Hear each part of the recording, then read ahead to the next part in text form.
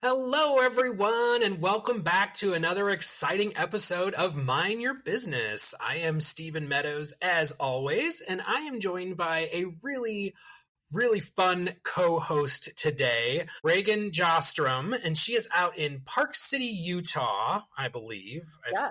I lose track. You're all over the place. Reggan is amazing. I've gotten to work with her several times in the last few years on different projects, so I thought it'd be really fun to just have a conversation with her. She's got a really great background. And so we're going to be talking about things like agent motivation and motivating your team, motivating your office or yourself, whatever, and kind of cutting through all the noise that we're getting right now. I think it's hard to stay motivated because there's just so much interference out there. So I would like Reggan to tell you guys a little bit about herself, and then we will jump right in. Perfect. Well, thank you for having me. I'm so excited. This is kind of fun because we met like on the socials a handful of years ago. And then oddly enough, I ended up at Coldwell Banker. Remember, I called you. I called you. You were one of my first calls to say, let's talk about this. So that was really exciting. So I've been in real estate about 20 years, licensed 18, and I owned my own independent brokerage for 7 years prior to going to Coldwell Banker, which then I took over the management of their Park City office. And we've got an office here in Heber City, which is where I live. And I ran that for 2 years and actually just stepped back in April.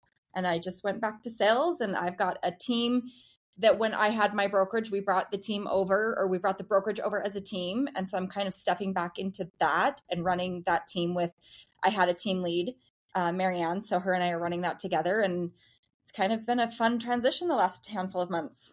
That's awesome. So let's just dive right into that. That's an interesting topic. So how would you characterize the difference between managing a team and managing an office? I would actually say it's very, very similar. You know, in office, you have much larger scale things, and you're obviously, but we're still looking at the bottom line. We're still trying to make money. We still have expenses and things we're paying for. And I think it's actually very, very similar, just a little more intimate. Where would you say the differences lie? Like challenge? My opinion, I feel like a team leader has a little more authority, or you have a little more leverage over your team members. It's do it my way, or else you will be invited to be a free agent. Whereas a manager doesn't always have that because they're independent contractors. So how did you navigate the difference there? Well, yeah, you're absolutely right. Like even as a broker, before we took this team over here, even as my own independent broker, they're all independent agents, and I can tell them all the things I want, but they can go anywhere they want. They can do whatever they want. That's why we all got into this business, right? Mm-hmm. I mean, we did. And so then taking the group that I had and taking over this Park City office, which was about 80 agents, we ran about 80 agents, same thing. You can give them all the knowledge and the tools and all the things, but you can't force anybody to use them. But as far as being on my team, there are benefits that the team provides. So in order to play on our level, you have to do some of the things we ask you to do. Therefore, like meetings, I can tell you have to be at my meetings. Whereas like a sales meeting for a brokerage, you can't force anybody to go. So yeah, things like that. Yeah, I've definitely played on both sides of that fence, in the corporate world, and then now at running an affiliate, Coldwell Banker affiliate. People say, well, just tell them they have to. That's not how this works. But I will say from a training perspective, that was always a frustration of mine when I was a brand ambassador with Coldwell Banker, and I would be out there talking to brokers, and so I was a liaison between the broker owners and the franchise, and I would be out there and say, oh, we can't get agents to attend training, we're hiring these new agents, but I can't force them to train, and so that I said, what do you mean you can't force them? I'm like, well, they're independent contractors. I can't dictate anything. I'm like, you can make things, necessarily can't, I don't think you can say they're required, but you can incentivize the behaviors you want and de-incentivize the ones you don't want. Mm-hmm. We created a program a while ago called the Jumpstart program, and there are certain incentives that the agent gets, but they only get those incentives if they complete their training. So right. I was an agent with one of the largest brokerages in the country, Cry Like Realtors. I could not take floor time couldn't get any kind of calls or anything until I had completed 80% of their training, and their training was multiple weeks long. And I had to drive 45 minutes to their hub, their training center, and I had to do all this. And I was a broker at the time. I was not new to the business, but that rule was across the board. And if I wanted business, I had to follow the rules, and I just did it. So it does baffle me when I think sometimes brokers are, I don't want to say afraid, but they're afraid of their agents. They're afraid that, well, I don't want to make them mad. It's like a true salesperson should want to be held accountable. Well, that is correct. And the fun thing about, like, you know, the leadership team here in Utah, when I took over that office, is we were given, you know, carte blanche to run our offices the way we wanted to run them. They were very good at saying, you run your office how you want. And our offices are all different. Our Park City office was so different than the office in Salt Lake. Culture-wise, agent-wise, price-wise, so many things. So you can't expect the same thing out of each office. But it did take me a minute to, you know, figure out that really was true, that they really were going to just let me do it my way. Because, you know, when you come from owning your own place to going corporate, it is totally different. But the one thing I did really start owning at the end was, you know, when I took on, especially brand new agents, I didn't take on all the brand new agents, because new agents are hard. Mm-hmm. They are, and they require a lot more work and training and all the things. But I, you know, as I brought them on, I would say, all right, here's what I expect of you as a new agent, and I can't force it, but otherwise I'm not going to take you unless you're going to commit to this. Mm-hmm. And I started getting better.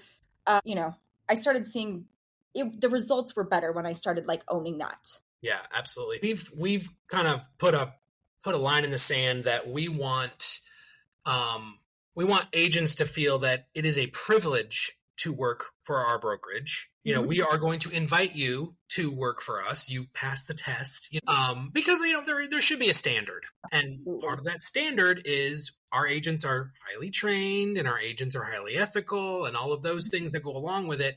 And part of getting fully trained and all that, it means going through all the steps. And if you're not willing to do that, if you're not willing to put the time and effort in, then we're probably not the best brokerage for you. And of course, you know, me being the snarky one that I am. What? Well, I know, right? What a shock. Yeah. Like, what else do you have to do? Unless you have another job, you know, but some of these folks, like, you don't have a job, and yet you can't make it to training. Like, I start to question your motivation at that point, and whether you really want to be in real estate, or if you just heard it was a fun way to make lots of money. I think the standards got much lower just across the board in 2020 when it was, quote unquote, easy money. And it wasn't. Being a buyer's agent wasn't easy. It was hard. I mean, I can't tell you how many houses I showed. Like, I was showing that summer and writing 30, 40 offers to get nothing. Like, it wasn't easy, but that's what the illusion was. So people are like, oh, it's an easy job. Yeah. If you do it long enough, you realize it is not an easy job. It is not at all. No. Well, that's what they say. You know, if you can survive 3 years in this business, you'll probably be okay. And that's really when I hit my stride, was my third year. That everything just sort of clicked all of a sudden. You know, I was getting the referral business, the return. For me too.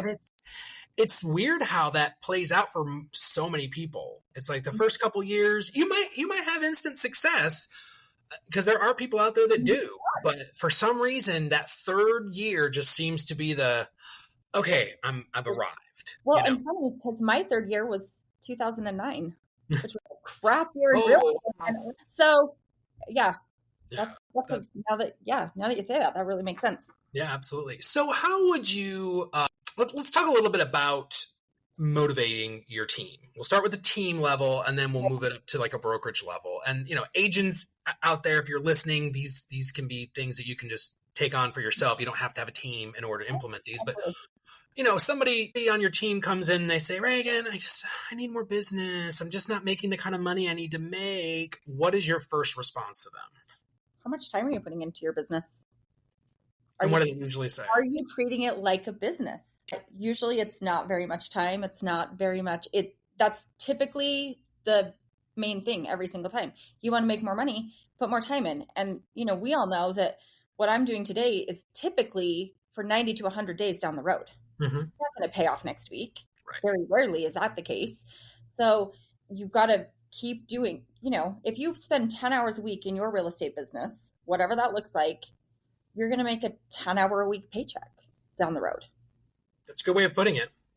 That's what I think. I mean, I'm one of those people that works all the time, though. And I don't know that I'm the fair judgment because, that's not fair either. I don't, but I do okay. Yeah. So I think it's a direct equation. What you put in is what you get out, but it also isn't instant. And that's a really hard concept, especially when your money's running up or, whatever you did to get yourself this time to dive into real estate, it goes quickly. We know that. Oh, absolutely. Absolutely. So then they say, okay, fine. I'm willing to put the time in. I just don't even know what to do. I mean, I'm assuming if they're on your team, there's probably plenty of things that they're told what, to do. But like from your team's perspective, like where does someone start? So I'm hungry. I need to get some business in my pipeline. I go to you, my team leader. What are you going to tell me to do? The first thing I'm going to tell you to do is, does everyone in your SOI know that you're a real estate agent? Because probably they don't. Because statistically, what is it? 92, I think it may be a little bit less now. Business comes out of your SOI. That's like a big feeder if you really think about it. But people are afraid. I had a team leader at Keller Williams when I actually very first got started. She's a very prominent lady down in Salt Lake. She's fantastic. I was very skeptical. I didn't want to reach out to my friends. Like I didn't want to bother them, right? With my marketing or my text message or my call or my business card. And she said to me, she sat me down, she was like, knock it off. She's like, if they are your friends, a postcard in the mail is not going to inconvenience them. And I was like, wow, like it was like a light bulb moment for me. Like it really isn't. I'm happy to support all of my friends' businesses. Why am I not expecting that they would support mine? And maybe they're not buying or selling. Doesn't matter. No. Well, I had my friend Kurt Francis out in San Diego, brilliant guy. He and I were doing a chat one time, and he said, I don't buy that excuse either. Exactly like your friends. Okay, he goes, if they are your friends and you truly think that you are the best person for them to work with, you owe it to them to make sure they know that you're able to help them. You're doing them a disservice by not telling them that you're in the business because you're expecting them to go out and use a subpar agent because you're afraid. And I'm expanding what he said a little bit, but you're afraid to bother them, and now they're going to get stuck with potentially an agent that doesn't know a thing about anything. Mm-hmm. They could have used you, and now they're having a terrible experience, and it's your fault. Well, I'm like, really interesting way of looking at that. It really is. And typically, think about it, and we've all had this happen. If you've been in the business long enough, you've had that friend that for whatever reason, whether it was due to cost or somebody charged a different amount than you or whatever it was, went a different route, and then called you for help when it wasn't going as planned. And you're like, I'm sorry, I can't help you. Yeah. It's happened. If you've been around long enough, it has happened. Yep. They'll keep peppering you with questions. Well, my agent told me this. What do you think? I'm not contradicting your agent. It's not my transaction. I don't know the details. I am not going to be right. I have no fiduciary duty. It's like asking an attorney for free legal advice. I don't represent you. Right. You are not my fiduciary. Right. I can get in trouble. It's crazy. But yeah, I think people are missing the biggest pool of people, and it is their SOI. Like typically, I mean, I would say 95% of my business is repeat or referral business. And it's, I sold all my friends their first houses. We're on second homes. We're on vacation homes now. We're making our way through, but they all send people to me. In fact, as a Coldwell Banker broker, I was a non-competing broker. So I hadn't sold, and even probably the last year that I owned my brokerage, I didn't sell a whole lot. I just was really focused on the brokerage. And it didn't take long. Once I gave my notice, and I had told only a few people because, it was a few months transition till they found a replacement for me. I didn't tell a handful of people till there was an appropriate time to tell the public or whoever, my clients. And I didn't actually tell many people till right after I was done. And the first 2 weeks I had 4 listings. And it's just people that you were available again. So it's just people that I knew. They, one was referral, and the rest were, people I knew. I think there's a lot of value in that SOI that I think people fail to realize. And call your friends, text your friends, send them emails. They don't care. Send them postcards, mail them letters, drop business cards off at their businesses.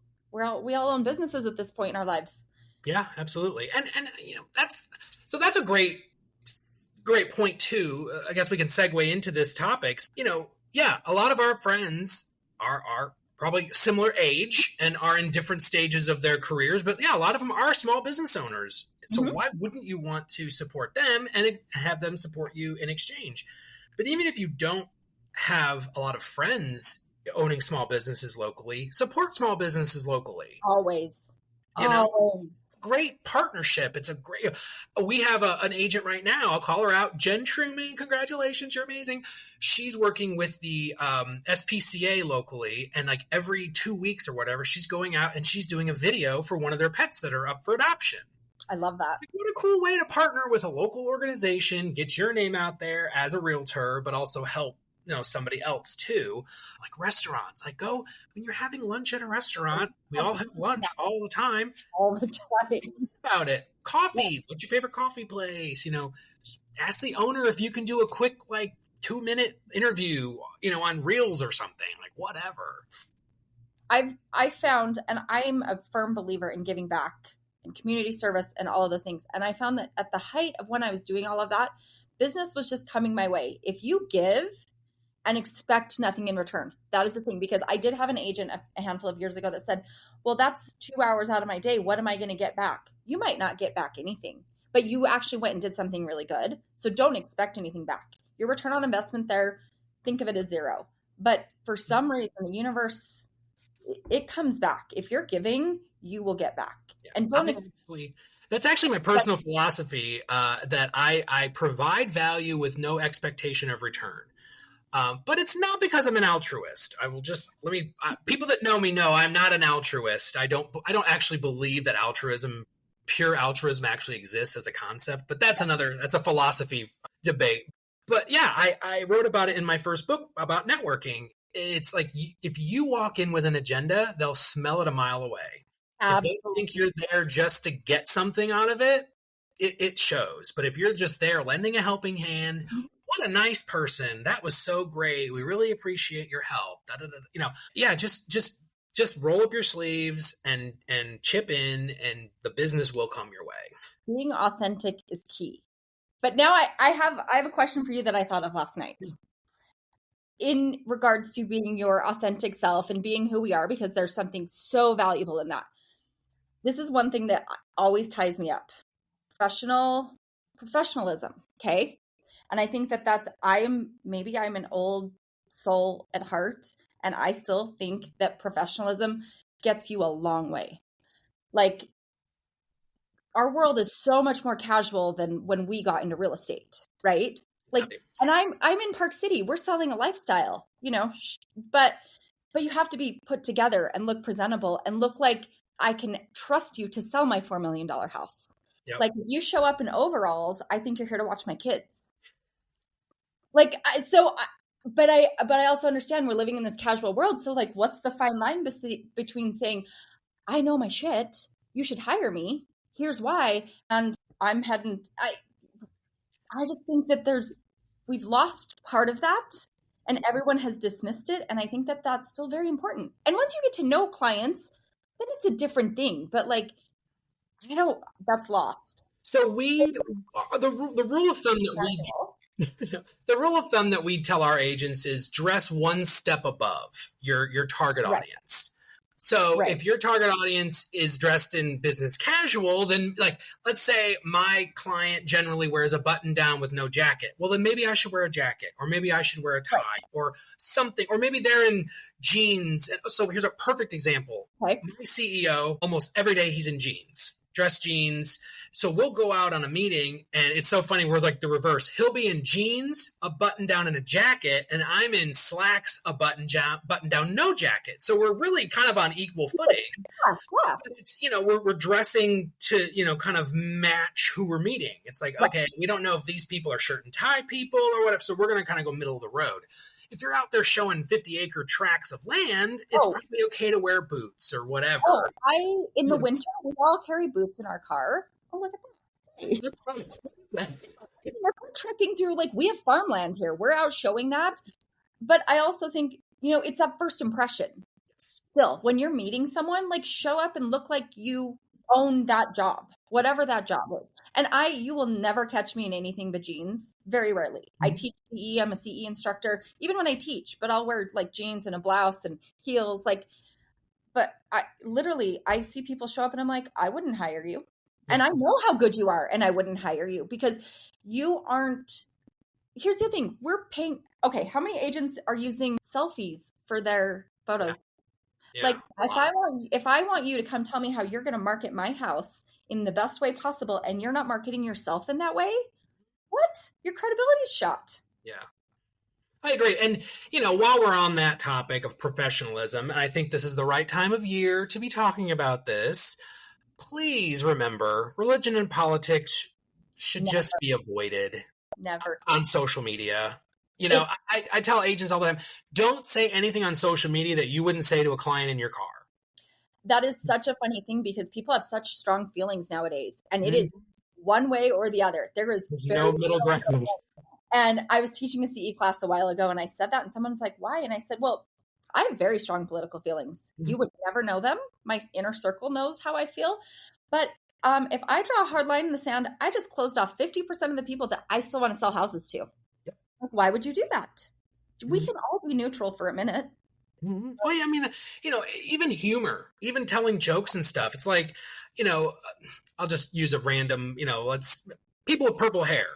Right. I don't want to call out an ethnic group or anything like that. So let's say, you make a joke about people with purple hair and there's a large purple hair population. Now, I don't mean senior citizens when I say purple hair. People with purple hair, and you make some crack about someone with purple hair. Well, what if that person was going to be in your car the next day? Or would you say that to them while you're driving down the road? No, because that's basically saying, my car, like, I don't want to work with you. I have a problem with your type of people. And it's like, why exclusionary? Right. And I think our ideal audience is everybody. Mm-hmm. So we have to appeal in a very broad sense to everybody. So just tone it down, share your stuff, or create a separate Facebook group where you talk to your people that are in your, whatever it is, but don't. In closed groups, please. We all have them. Yeah. We all have them. And you're never going to change anybody else's mind. No. I don't know why this is an observation, and we are going down a rabbit hole here, but I think it ties into professionalism too. I've said this multiple times in the last 6 to 12 months. I don't know what has changed in our society, but now I don't know if it's a generational thing or what, but I feel like everybody thinks that their opinion is valid and should be shared unsolicited. I didn't ask you for your opinion. If I wanted your opinion about me, like in the grocery store, people are like, making dirty looks at people and, oh, I can't believe you left your house dressed like that. Or no, they're not saying it to me, obviously. But obviously. I have witnessed it. And it's like, who asked you? Like, right. Why do you feel that your opinion of whatever this situation is, A, needs to be shared, and B, is even valid? I don't understand it. And I think in business, we have to really ride that neutral down the middle rail. If you're servicing clientele, just assume that you don't know anything about what they feel about stuff. Well, put yourself in your own shoes. Like if we're going to call a lawyer, right? You end up needing a lawyer, and we all do it. Now is how we do it. We go to social media. We see if we think maybe we're going to connect with that person or their firm or whoever it is. We all do our own recognizance on anybody before we hire them. And I decide, I get all these recommendations for this lawyer who is supposed to be fantastic. And then I go to her social media and she looks like an a-hole. Yeah. Is that going to be the best person to represent me if we have completely differing views? Yeah. Or if she can't just keep her own, opinions in check. Yeah. Right. I agree. So I think it's a fine line, but just, I want to sell houses to everybody. I don't care who you are, what you believe, what president you voted for, where you go on vacation. So I will just what to discriminate on? Are you qualified to buy a house or are you not? Yes. See, those are my discriminatory things. Can you afford this house? No, then we're either going to show you something else or something. Yep. Yeah. But yeah, I don't get the mindset of exclusionary talk No. and opinions when your job is to literally try to sell stuff to anybody. Right. I don't understand. But anyway, so take that as a lesson learned, people. Yes.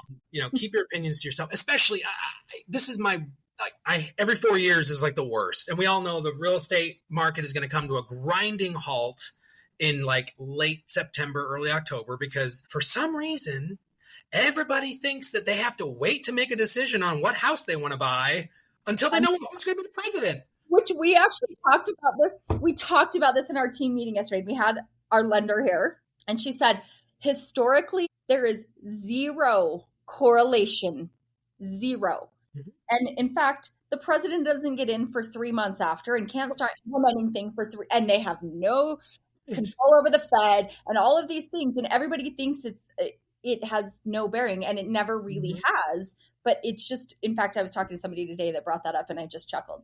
Like, yeah. Okay. The only thing that I would, if I had the means to do so, I would wait to stockpile gasoline before election, because gas prices always magically come down right before a presidential election. Housing, like, it's just such a waste. So, but I bring that up to basically say, you have basically, today is June 4th or June 5th, day of recording. We have 3, 4, 5 months at the most until everything's coming to a dead halt. So you better make your money now, because unless you're really good at ramping back up after the election, your last quarter is going to suck. It's going to be terrible. So you basically have until the end of September to really, really make the money you're going to make this year, in my opinion. Right.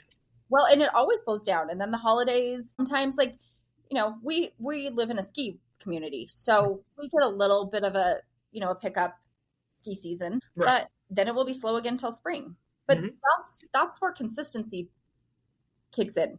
You have to be consistent. And this is, I think, one of the things that the mistakes that agents make is, when you're not feeling it, you're not seeing any traction, so you just stop doing some of the things. But then in 6 weeks, you stop doing some of those things that should have been, pushing, your pipeline forward. And now you're 6 weeks behind where you even were before. Right. And what kills me, and you guys know who you are, I'm not calling anybody out, is those agents are like, I'm too busy to prospect. I'm too busy to do my follow-ups, Oh, wow, how much business do you have? I've got 2 houses under contract. I just don't know I just don't have time to do anything. It's like, what are you going to do when those 2 houses close in 3 weeks? Like, you have nothing in your pipeline. You're not doing any prospecting because apparently it takes 40 plus hours a week to manage 2 transactions. That's a new one to me. It just baffles me again, but I think it's just they're out of the habit. They've stopped. Oh, I got something. I don't need to work any harder. It's like those animal conditioning things where it's like, push this button and you get a treat. Mm-hmm. Well, if I have a treat, I'm not going to push the button again because I've got the treat that I want. No, keep pushing the button. Yeah. You can stockpile your treats. Treats will keep coming.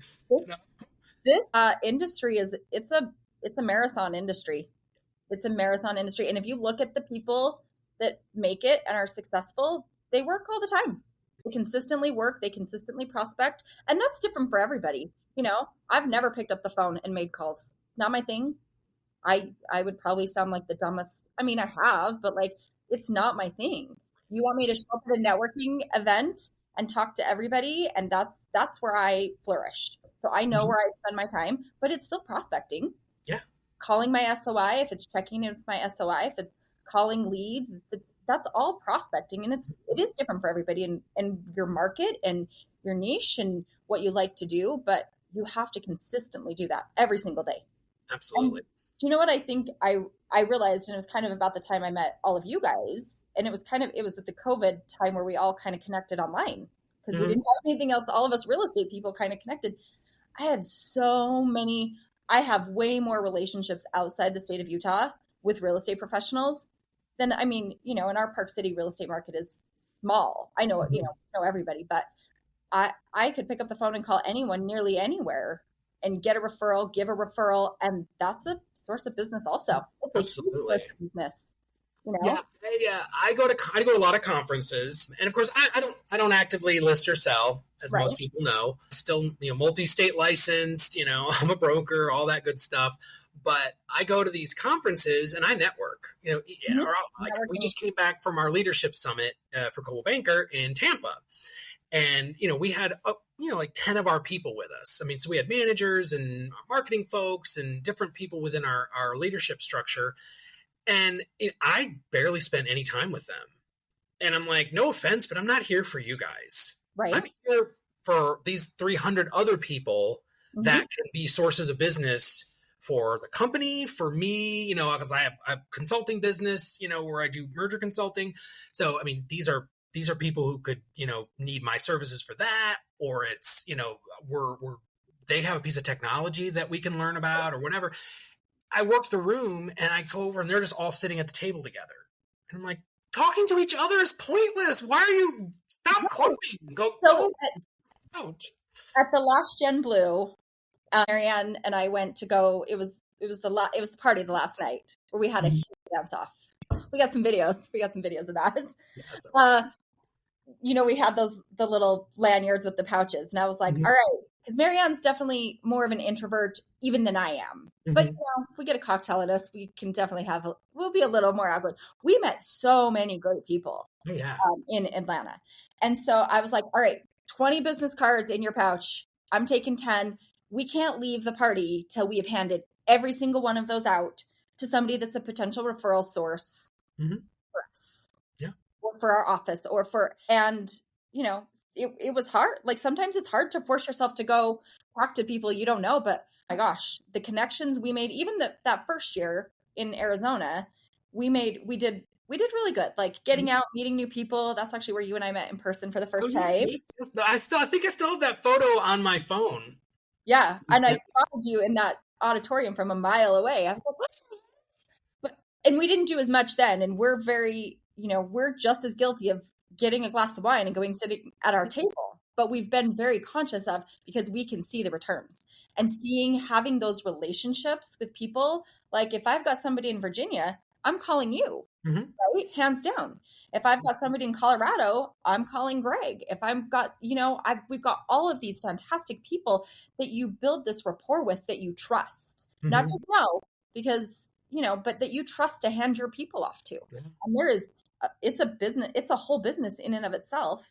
And why wouldn't you want to have all these great connections across the country? Yeah. Like, how cool. All over.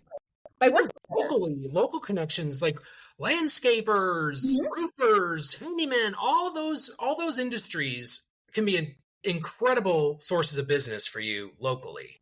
Get to know those people too. Make them a go-to, because you're going to be a good resource now for your clients and customers and potential customers and clients to say, I hear you're having a problem with your roof. I got a great roof company. I can connect you if you want. Oh my gosh, thank you so much. And I've talked about this on other podcasts before, but then I make sure that my referral partner knows you better not screw this up. Right. Like, I just teed you up. This is a past client of mine. You better take care of them or else I'm not sending you any more business. I'm nice about it. But there should be an expectation of, I have some standards here. I have huge standards for my clients and who I would hand them off to. And in fact, we just had a very interesting one that didn't turn out as we'd hoped. And it was sadly, it was a CB office and it did not turn out. I was actually really disappointed how that one turned out. And they were local clients of ours here that we were trying to hand off, and it kind of didn't turn out well. And they ended up going with an agent at another brokerage. Yeah, I've had that happen too. They felt like they weren't treated very well. That's what it came down to. Yep. And so I think taking exceptional care of your people and other clients or other agents or anyone that sent your way, take exceptional care of them. Yeah. But I also think that goes, in like a small market where I'm at in Park City, where we all know each other. If you're a good agent and you submit an offer on a deal and there's, you submit an offer and there's 3 other offers, you maybe have a better chance of getting that accepted for your client if you're known as being an exceptional agent. Yep. That plays a part. It really does. I mean, people ask, well, I don't know why I would be involved in the board. I don't know why would I network with other realtors? They're my competition. Competitive competition. We all still have to work together. So absolutely. Again, I know you said about being an old soul. I mean, I started in this business in 2001. And, I feel like an old codger, back in my day. But, back when I said real estate. Name tags. Back when we wore name tags. We still faxed our offers after putting them with carbon paper. Yes, ours was like the 7-page red sea draft. But I was talking to someone the other day. We were like, let's make name tags great again. Hey, that's actually a great way. You can wear it upside down when you're out in public and people, your name tag's upside down. I see you noticed I'm in real estate. Yeah. But anyway, I was from a very small town. I think there were 100 realtors in our entire board, which was our county. Right. So I pretty much knew everybody and everybody knew me. I was the youngest agent, in the county for the longest time. And, but we would work together. It would be, I would just call the agent. What can we do to put this deal together? I got your counter offer, and we would talk through it and we'd figure it out and we would go and everybody would get paid. And I just don't think that happens anymore. I feel like agents it's this mentality of I can only win if I annihilate you. There's no middle ground. I have to either I'm going to win or you're going to win, but both of us can't win. Right. And I think that, some of the hardest deals I ever had were ones that, were with good agents where we worked together. And sometimes it's that, and nobody likes to do it. Like, all right, you throw in $1,000, I'll throw in $1,000. Let's make this work and put it to bed for everybody's sake, because we just did the best job we could for everybody. I think we've lost sight of that. Yeah.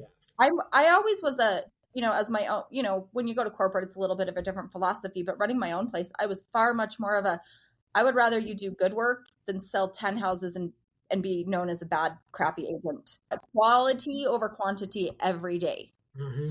And I just think that pays off in the end. Absolutely. Maybe it's a longer, the finish line's a little longer away. But I think you get there. And I think your reputation is all you have.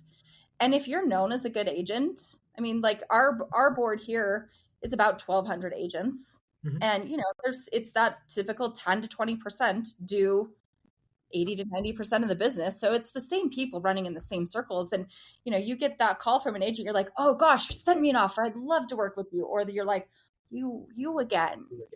Mm-hmm. Are we going to have the same problem we had before? And we've all done deals together, and we will all do more deals together. Yeah. Unfortunately, if we're going to be in this business, that's the thing you have to think of is, it's not, if I want to be in this business, that agent that I had a crappy experience with, it's not if, it's when I will do another deal with that agent. Mm-hmm. Somewhere along the way, we will cross paths together. And we tell our agents, like, if you have a bad deal with someone, you need to let us know so we know not to try to recruit them. Like if it was unethical or if they're just bad at paperwork, that's the question we always say is, are they manageable? Right. Well, if someone's like cussing you out and being all, shady, and that's okay. We don't need that type of agent. We can afford to be a little choosy at this point. Yeah. But we can teach real estate. We can't teach ethics. Right. You actually can't teach work ethic either. Right. Like if you can get someone that's hardworking and a good person, you can teach them the real estate. Absolutely. Easy. Yeah. Yeah. Comparatively. Absolutely. So closing thoughts. This has been a lovely discussion. But if you had to give one or two actionable takeaways to agents right now, someone's listening or watching and going, okay, I'm stalled out in my business.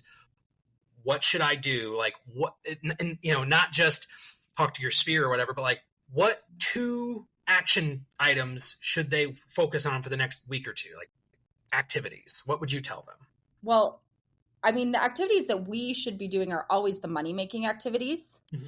So I think sometimes you have to stop and evaluate what your business is and where your business is coming from. Like, is it coming from your sphere? Is it coming from leads? Is it coming from open houses? I think a great source for new agents, get out there and open house. I've got 3 vacant listings right now that anybody could open house. You call me tomorrow, you can open house it. I think there's a lot less motivation than people say. They say they're motivated. I don't think they're as motivated as they really claim to be, because I know any agent can open house any vacant listing there is. You know what I mean? Absolutely. I think you have to, it's the grind. You have to hustle. Like there is zero substitute for hard work. And it is hard work. Yeah. It is hard work. We, as a company, we invested heavily last spring in an open house we call it the Open House Concierge Program.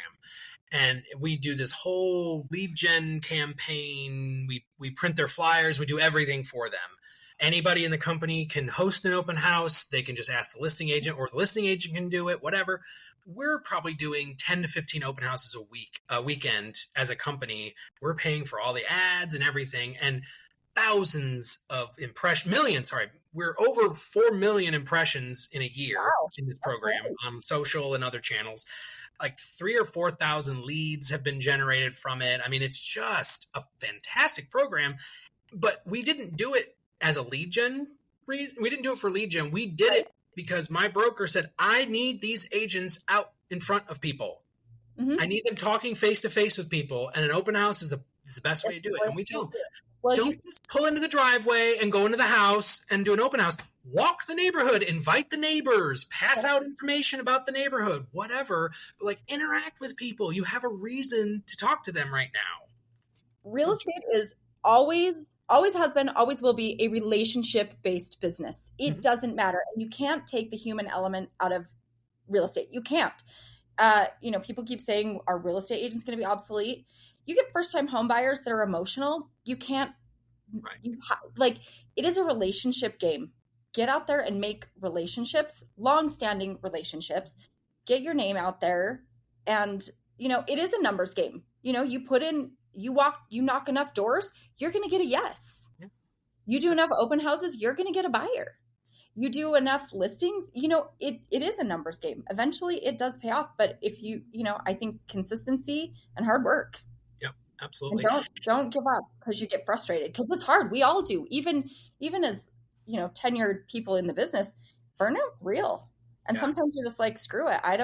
I'm tired of I've had 8 crappy phone calls, and these agents are rude and these clients are rude, and I don't want to talk to anybody.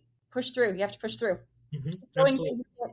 And don't ever end the day on a bad note. Like, if you're making calls and you have people hanging up or telling you no, keep going until you at least get a good conversation. End on that note. I like that. Yeah. Then you're not like, it was a total bust. It's not, because a conversation is a conversation, and you don't know where that will go. And you don't know that you may not run into those people at a chamber meeting in 3 months and them say, oh my gosh, I remember when you called me. Now I'm thinking about listing my house. Yeah. You never know. I think it's like we said at the beginning, cutting through the noise, the interference. There's all this negative, news out there about these lawsuits, and oh my gosh, the whole industry is going to change. And yeah, it probably will to some extent. It always does, though. So I've kind of found the middle ground there, where it's like, I'm not an ostrich. I'm not burying my head in the sand and going, it'll all pass. We'll figure it out. But I'm also not like Chicken Little going, this is falling. It's okay. The cheese is being moved. It's not moved yet, but it's being moved. So I'm going to watch it, and I'm going to plan my strategy on how I'm going to go find the cheese again, and it's just put your head down and get out there. When I hear agents panicking and stuff, I just want to shake them and be like, just go sell a house. The best agents are the ones that make it through a market shift. And we are very much in a market shift, and it may not even be, this isn't even an economic market shift. Right. Our industry forced a shift on us, and we're getting, the end game is still the same. And getting everybody paid and getting people into the house and getting people out of a house, the end game's the same. It's just getting there. We're taking a little bit of a different route. Yep. That's it. But, the best agents can pivot and change and do things differently. That's why, during 2009, 2010, in the short sale era, people that dug in and did short sales killed it because nobody wanted to. I had an 18-month long short sale. Like, nobody wants that. But that's what you have to do to persevere and prevail. And then you're like, I got that knowledge in my belt. We're seeing short sales again here in Utah. We have a handful. I'm like, that's nothing. We got that. That's easy. So I did foreclosures in that same period. 375 foreclosures in a 5-year period as a listing agent. And people, how did you do that? I'm like, I had bills to pay, and it was a job, and I loved it. It was really interesting. I wouldn't do it now, but in my 20s, it was fun. I loved it. It was just great. But I think you do what you have to do to pay the bills.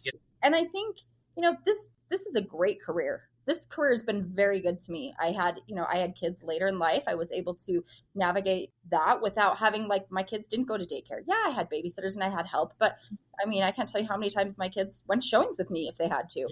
And it's a great career, and it can be a really great career if you define it that way, but it's not without putting in the work to get there. But you can create it however you want. Absolutely. Well, Reggan, thank you so much for joining today. This was a riveting conversation. We'll have to do it again. Yes, let's. And I apologize, everybody. I know we kind of got down a few rabbit holes, but I try to be free form in these things. I just love having conversations. So thank you all for joining, and we'll see you next time. Thank you.